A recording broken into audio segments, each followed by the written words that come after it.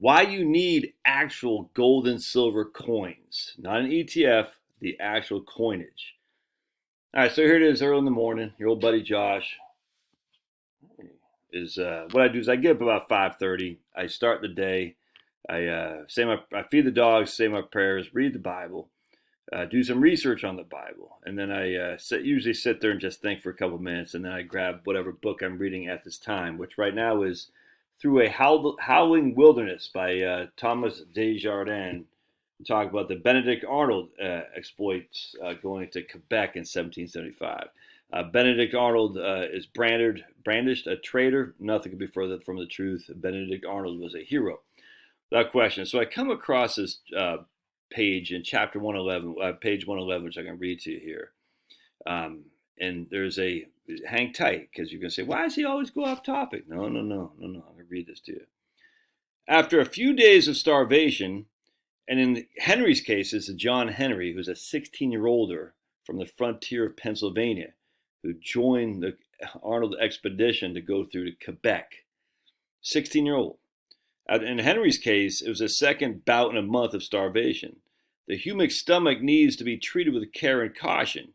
Consuming food too quickly, sometimes even relatively small amounts, can have disastrous, possibly fatal effects. Because what happened is that Henry and a few of his friends wasted a little time in taking advantage of their new situation. They came across this place in Quebec, and there was a slaughterhouse that they raided, and that had been held for the use of the expedition. So it was there for Benedict Arnold's group, but they raided the slaughterhouse and carried off as many pounds of beef steaks as we could carry.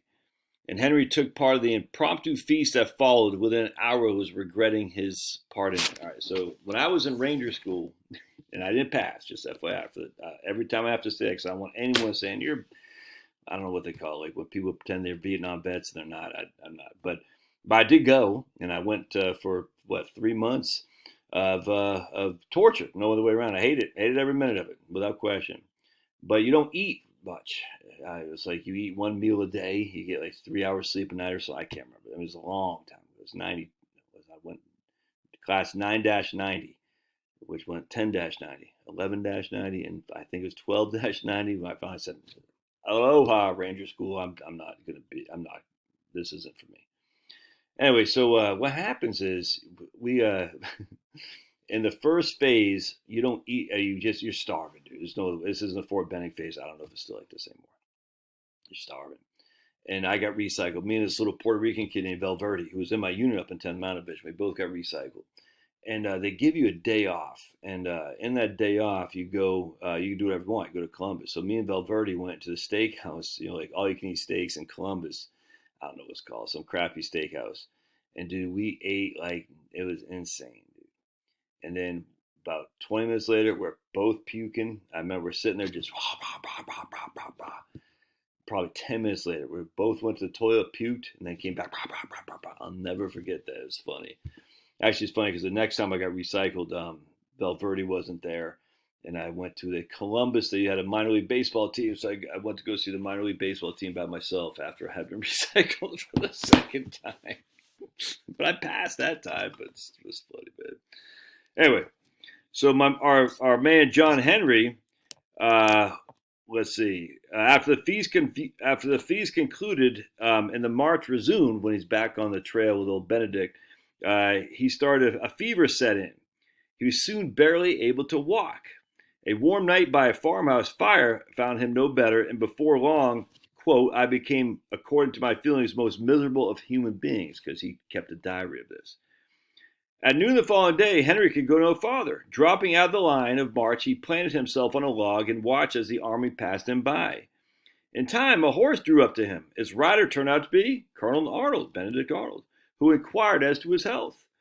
Discovering the extent of the soldier's ailments, Arnold dismounted, walked down the river, and hailed a farmer from the bank, on the far bank. Soon this Quebec farmer had paddled a canoe across the river. Arnold had taken Henry on board, handing the young rifleman $2 silver. $2 silver. All right, so what happened was, when we go down here, By morning of the third day of his respite, Henry had recovered enough of his strength that he thought it best to pursue the rest of the expedition, making his way down the opposite bank of the river. Henry thanked the family and handed Arnold's 2 silver dollars to the farmer, who refused to take the money, saying Henry would no doubt have need of it before he reached his friends, and that his aid to Henry was merely what his religion and humanity required. The Frenchman even escorted Henry as far as the ferry and convinced the operator to give the American free passage across the river. All right. With a newly formed opinion of the Papists of French Canada, Henry soon discovered the trail of the army and headed north to Quebec, and that's where I stopped for the day. Anyway, the point being was, in this case, they didn't need the money, the silver, but man, it was good to have. Man, it was good to have, just in case. Because before that, when they finally, so Benedict, they had not seen anyone in civilization. So they left Cambridge, Massachusetts. They went through Maine, and they just, I'm not sure if you're familiar with a map of Quebec and northern part of Maine. It's nuts, dude. They hadn't seen a house in 30 days. By the time they were dying, literally, they lost like hundreds of men to death. It's horrible. I almost don't even believe any of this anymore, to be honest with you. It's insane. Anyway, I'm not getting to it here. Not about just that, about history. I just challenge all of our pre-conditioned history. I don't know, man. It seems awful fanciful to me. Be that as it may. So they go through the northern part of Maine to get to Quebec. So basically going through Aroostook County, Jackman, all this up through Maine until you're getting to Quebec. And they've been traveling. They lost their provisions. They're freezing cold. They lost their boats. They got nothing to eat. It's insane. So they finally hit the settlement.